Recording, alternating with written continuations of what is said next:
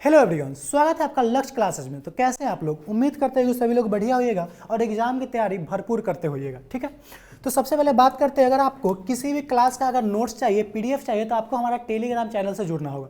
Telegram channel से जुड़ने के लिए आप इस क्यूआर कोड को स्कैन कर सकते हैं, या टेलीग्राम पर अगर आप सर्च कीजिएगा सुमन सर, जिसमें सर में डबल आर लगा देना, ठीक ना, तो आपको टेलीग्राम चैनल मिल जाएगा। अगर आप लोग हमारे इंस्टाग्राम या फेसबुक पेज से जुड़ना चाहते हैं तो वहाँ पे सर्च कीजिएगा लक्ष्य क्लासेस, तो आपको इंस्टाग्राम और फेसबुक पेज मिल जाएगा। मोस्ट इंपॉर्टेंट है कि आप टेलीग्राम चैनल से जुड़िए, क्योंकि जो भी क्लास होगा उसका जो पीडीएफ होगा, नोट्स होगा, सब आपको टेलीग्राम चैनल पर प्रोवाइड की जाएगी।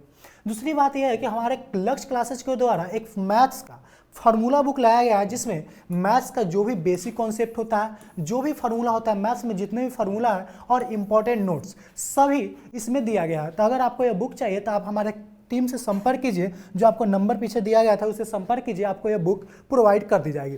तो एग्जाम के दौर में चलते हुए अपने क्लास की ओर, आज की क्लास में हम लोग इतिहास का फर्स्ट चैप्टर देखने वाले हैं, यूरोप में राष्ट्रवाद। जैसा कि आप लोग जानते हैं कि बिहार बोर्ड में 50% ऑब्जेक्टिव पूछा जाता है, तो यूरोप में राष्ट्रवाद का हम सभी ऑब्जेक्टिव क्वेश्चन देखेंगे। जो भी इंपॉर्टेंट ऑब्जेक्टिव आपका एनसीईआरटी से हो या जो भी दिया गया हो, और जो भी प्रीवियस ईयर में जितना भी क्वेश्चन पूछा गया है, सभी आपको इसमें कवर हो जाएगा। ठीक है, तो चलते क्वेश्चन की ओर, और हमारा पहला क्वेश्चन है, इटली एवं जर्मनी के एकीकरण के विरुद्ध निम्न से कौन था?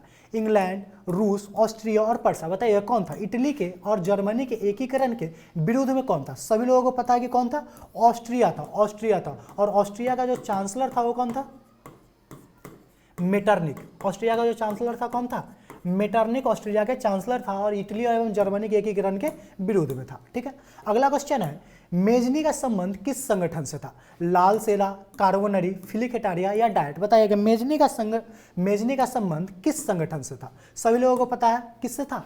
कार्बोनरी संगठन से था, जो कि छापामार युद्ध करती थी। क्या करती थी? छापामार युद्ध। आप लोगों को पता है कि मेजनी का इटली के एकीकरण में बहुत बड़ा योगदान है। अगला बताइएगा इधर डाइट क्या है? बताइएगा डाइट क्या है? जर्मन के संसद को क्या कहा जाता था? डाइट कहा जाता था। याद है कि नहीं?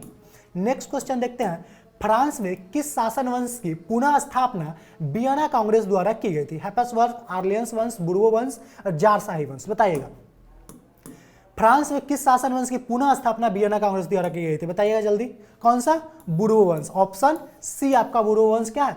करेक्ट है। आप लोगों को पता है कि वियना कांग्रेस सम्मेलन कब हुआ था? 1815 में। कब हुआ था? 1815 में, जिसकी मेजबानी कौन किया था? ऑस्ट्रेलिया का चांसलर मेटरनिक ने किया था। किसने किया था? मेटरनिक ने, और बुर्बो वंश की पुनः स्थापना की गई थी। ठीक है, नेक्स्ट क्वेश्चन है, इटली तथा जर्मनी वर्तमान में किस महादेश के अंतर्गत आते हैं? ये तो सभी लोगों को पता है, कौन सा? यूरोप। ऑप्शन देने की भी जरूरत नहीं, सभी को पता है कि इटली तथा जर्मनी किस महादेश के अंतर्गत आते हैं? यूरोप के अंतर्गत आते हैं। ठीक है, नेक्स्ट क्वेश्चन है, काउंट कावुर को विक्टर इमैनुअल ने किस पद पर नियुक्त किया था? सेनापति, फ्रांस में राजदूत, प्रधानमंत्री या गृह मंत्री। बताइएगा काउंट कावुर को विक्टर इमैनुअल ने किस पद पर नियुक्त किया था? किस पद पे किया था? किस पद पे? प्रधानमंत्री। काउंट कावुर किस पद पे नियुक्त किया गया था? प्रधानमंत्री। आपको पता है कि काउंट कावुर का भी इटली के एकीकरण में बहुत बड़ा योगदान रहा है। ठीक है, अगला क्वेश्चन देखते हैं, गैरीबाल्डी पेशे से क्या थे? गैरीबाल्डी पेशे से क्या थे? बताइएगा सिपाही, किसान, जमींदार, नाविक। सभी लोगों को पता है एकदम, कौन थे? नाविक। गैरीबाल्डी पेशे से क्या थे? नाविक थे। सभी लोग आंसर अपना देते जाइए, कमेंट लगातार करते रहिए एकदम, जिनको आंसर पता है, और लास्ट में सभी लोग कमेंट कीजिएगा कि उनका कितना नंबर आया है नाम के साथ। जर्मन राज का निर्माण किसने किया था? जर्मन राइन संघ का जो निर्माण किया था वो किसने किया था? Louis 18, Napoleon Bonaparte, Napoleon second या बिस्मार्क। बताइएगा किसने किया था जर्मन राइन का? Napoleon Bonaparte. किसने किया था? नेपोलियन बोनापार्ट ने किया था। ठीक है, नेक्स्ट क्वेश्चन देखते हैं, जालवेरिन कैसी संस्था थी? जालवेरिन कैसी संस्था थी? क्रांतिकारियों की, व्यापारियों की, विद्वानों की, पादरी एवं सामंतों की। बताइए किसकी संस्था थी? व्यापारियों की संस्था थी। किसकी संस्था थी? व्यापारियों की संस्था थी। कहां पे थी? पर्सा में। कहां पे थी? पर्सा में। नेक्स्ट क्वेश्चन देखते हैं, रक्त एवं लौ की नीति का अवलंबन किसने किया? रक्त एवं लौ की नीति को किसने अपनाया? मेजनी ने, हिटलर ने, बिस्मार्क ने, विलियम प्रथम ने। बताइए किसने अपनाया था? बिस्मार्क ने। किसने अपनाया था?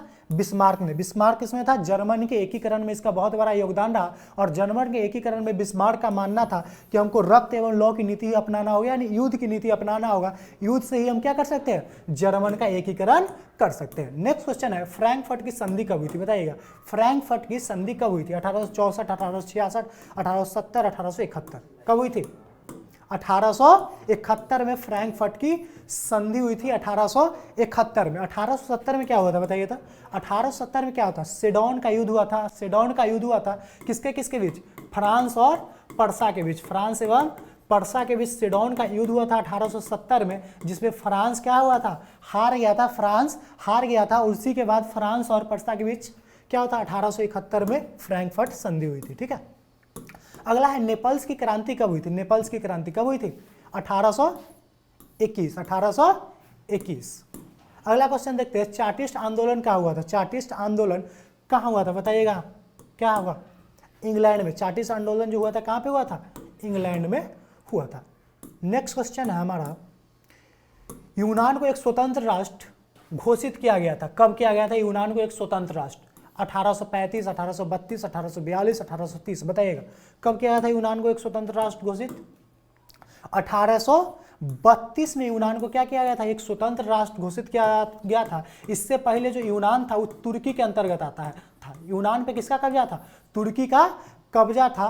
तो 1832 में यूनान को क्या किया गया? स्वतंत्र राष्ट्र घोषित किया गया। उसके बाद जो वहाँ का राजा बना यूनान का, वो कौन बना? बवेरिया का शासक। बवेरिया का शासक ओटो। बवेरिया का शासक ओटो जो था वो यूनान का राजा बना। ठीक है, सभी लोगों को दिक्कत? किसी को दिक्कत नहीं ना? अगला क्वेश्चन देखते हैं, एड्रियानोपोल की संधि कब हुई थी? 1828, 1829, 1830 या 1931? बताइए, कब हुई थी? 1829 ईस्वी में एड्रियानोपोल की संधि हुई थी। किसके किसके बीच? तुर्की और रूस के बीच। किसके किसके बीच? तुर्की और रूस के बीच एड्रियानोपोल की संधि हुई थी। नेक्स्ट क्वेश्चन देखते हैं। हमारा अगला क्वेश्चन है, एड्रियानोपोल की संधि किन दो देशों के बीच हुई थी? अभी ये बताया किसके बीच हुआ था? तुर्की एवं रूस के बीच। अगला क्वेश्चन देखते हैं, सेडोन का युद्ध किनके किनके बीच हुआ था? बताए थे पहले थी, सेडोन का युद्ध कितने किनके बीच हुआ था? फ्रांस और पर्सा के बीच। कितने किनके बीच? फ्रांस और पर्सा के बीच। कब हुआ था सेडोन का युद्ध? 1870 ईस्वी में। 1870 ईस्वी में फ्रांस और पर्सा के बीच सेडोन का युद्ध हुआ था, जिसमें कौन जीता था? पर्सा जीता था और फ्रांस हारा था। इससे पहले एक और युद्ध हुआ था, सेडोवा का युद्ध। किसका युद्ध? सेडोवा का युद्ध कब हुआ था? 1866 में हुआ था, पर्सा और ऑस्ट्रिया के बीच। किसके बीच? पर्सा एवं ऑस्ट्रिया के बीच। बहुत इंपॉर्टेंट है, पर्सा एवं ऑस्ट्रिया के बीच 1866 में क्या हुआ था? सेडोवा का युद्ध। किसका? सेडोवा का युद्ध। इसमें भी पर्सा जीता था, ऑस्ट्रिया हार गया था। उसके बाद सेडोन का युद्ध 1870 में हुआ। उसके बाद फ्रैंकफर्ट की संधि हुई 1871 में। उसके बाद जर्मनी का एकीकरण हो गया। ठीक है, 1870 में फ्रांस और पर्सा के बीच युद्ध कहाँ हुआ था? सेम क्वेश्चन वही है, खाली उल्टा कर दिया गया। कहाँ पे हुआ था? जल्दी बताइएगा, कहाँ पे हुआ था? सेडोन, सेडेवा, साइडन, फ्रैंकफर्ट। कहाँ हुआ था? सेडोन में। कहाँ पे हुआ था? सेडोन में। सभी लोगों का सही जवाब एकदम। अगला क्वेश्चन है, यूरोप वासियों के लिए किस देश का साहित्य एवं विज्ञान प्रेरणा स्रोत रहा? कहाँ के प्रेरणा स्रोत थे विज्ञान एवं साहित्य? कहाँ के? यूनान। कहाँ के? यूनान। अगला क्वेश्चन देखते हैं, बिस्मार्क निम्न से क्या था? बिस्मार्क क्या था? कवि था, नाटककार था, संगीतज्ञ था या कूटनीतिज्ञ था? बताइए। बिस्मार्क जो था एक कूटनीतिज्ञ था। बिस्मार्क जो था एक कूटनीतिज्ञ था और इसका जर्मनी के एकीकरण में बहुत बड़ा योगदान था और इसे जर्मन का क्या बनाया गया था? चांसलर बनाया गया था। क्या बनाया गया था? चांसलर बनाया था बिस्मार्क को। ठीक ना।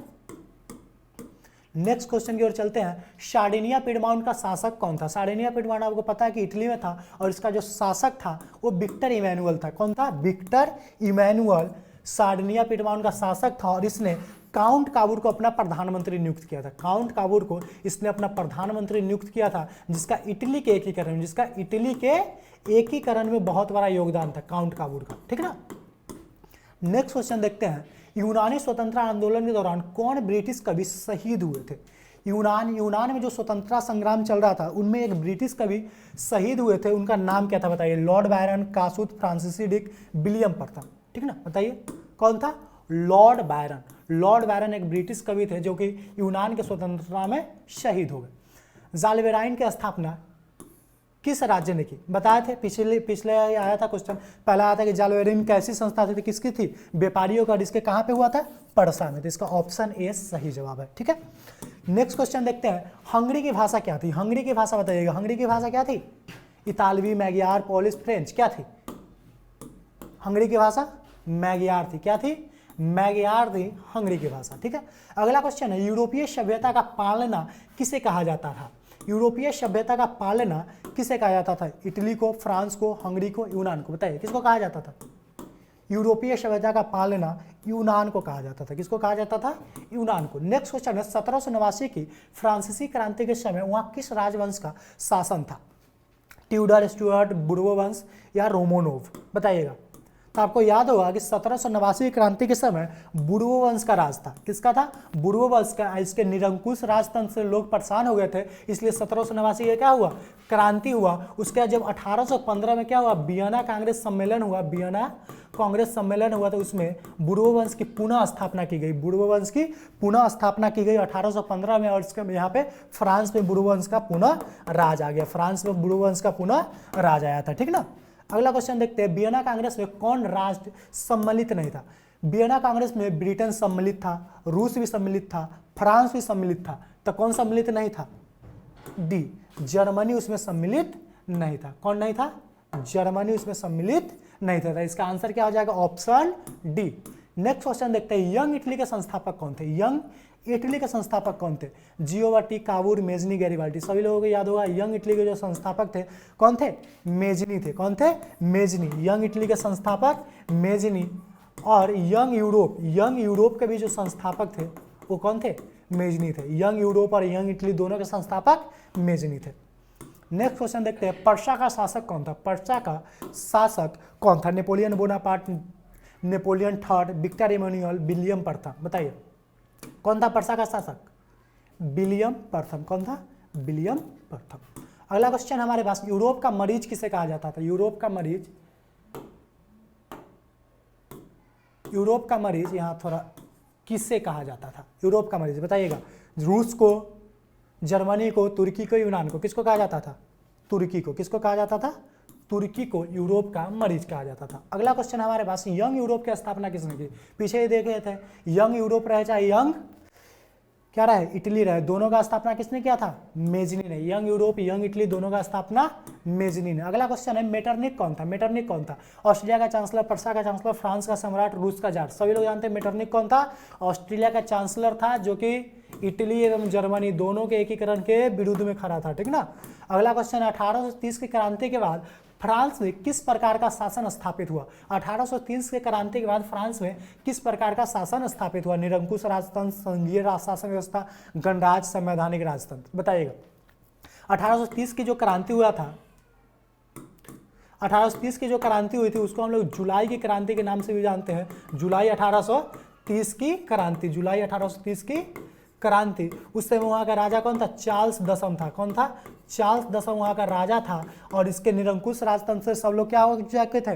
परेशान हो चुके थे। इसलिए विद्रोह हुआ 1830 में और बुर्बो वंश का खत्म हो गया। बुर्बो वंश की वहाँ पे खत्म हो गया। उसके बाद आर्लियंस वंश की स्थापना हुई थी। किसकी? आर्लियंस वंश की स्थापना हुई थी। और यहाँ पे एक संवैधानिक राजतंत्र आया था। क्या आया था? संवैधानिक राजतंत्र। क्या आया था? संवैधानिक राजतंत्र 1830 की क्रांति के बाद। अगला क्वेश्चन देखते हैं, लाल कुर्ती नामक संस्था का गठन किसने किया था? बिस्मार्क ने, कावूर ने, मेजनी ने, गैरिबाल्डी ने? किसने किया था? गैरिबाल्डी ने किया था। किसने किया था? गैरिबाल्डी ने। अगला क्वेश्चन देखते हैं, राष्ट्रवाद की अवधारणा का जन्म किस घटना को माना जाता है? तो जो राष्ट्रवाद लोगों में पनपा, यानी देश प्रेम की भावना जो लोगों में जगी, उस किस घटना से जगी? पुनर्जागरण से, धर्म सुधार आंदोलन, गौरवपूर्ण क्रांति, फ्रांस की क्रांति? बताइएगा।